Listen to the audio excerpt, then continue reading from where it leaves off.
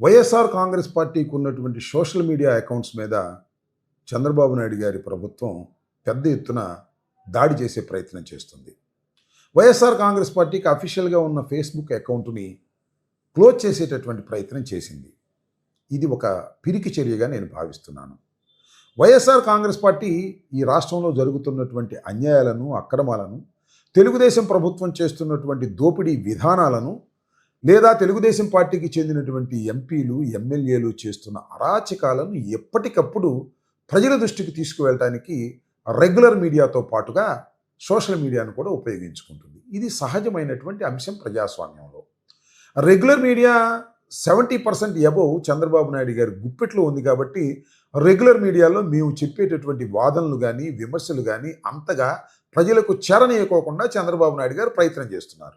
Social media అలా కాదు. Social media platforms మీద మేము చేసేటటువంటి ప్రతి విమర్శ కానీ, ప్రసంగం కానీ ప్రజల మధ్యకు వెళుతుంది.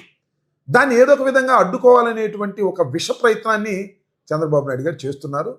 దానికి పోలీస్ వ్యవస్థను అడ్డం పెట్టుకొని వారి చేత కంప్లైంట్ ఇప్పించి మా అకౌంట్స్ని క్లోజ్ చేసేటటువంటి ప్రయత్నం చేస్తున్నారు. ఇది ప్రజాస్వామ్యంలో చాలా దురదృష్టకరమైనటువంటి ప్రయత్నం. ఇంకో మాట చెప్పాలంటే ఇది భావ ప్రకటన స్వేచ్ఛ మీద జరుగుతున్న దాడిగా మనం భావించాలి. మేము అనేకమైన విమర్శలు చేస్తాం.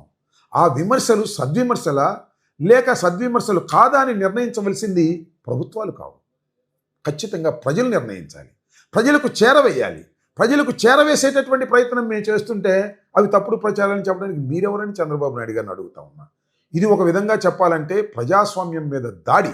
ఇది ఖచ్చితంగా వైఎస్ఆర్ కాంగ్రెస్ పార్టీ మీద మాత్రమే దాడిని భావించకండి. ఇది ప్రజాస్వామ్యం మీద దాడిగా భావించవలసినటువంటి అవసరం ఉందని ఈ సందర్భంగా నేను చెబుతున్నాను. ప్రతిపక్ష స్వరాన్ని అణిచివేయటానికి అధికార దుర్వినియోగానికి పాల్పడుతున్నారు అని కూడా అంటారు. సోషల్ మీడియా మీద ఆంక్షలు ప్రజాస్వామ్య విరుద్ధం. ప్రభుత్వ వైఫల్యాలను బయట పెడుతుంటే కక్షపూరితంగా మా అకౌంట్స్ని క్లోజ్ చేస్తున్నారని కూడా అంటారు. ఇంతకుముందు సోషల్ మీడియాలో యాక్టివ్గా పనిచేస్తున్నటువంటి వ్యక్తులకు నోటీసులు ఇచ్చారు, కేసులు పెట్టారు, భయపెట్టారు, జైల్లో పెట్టారు.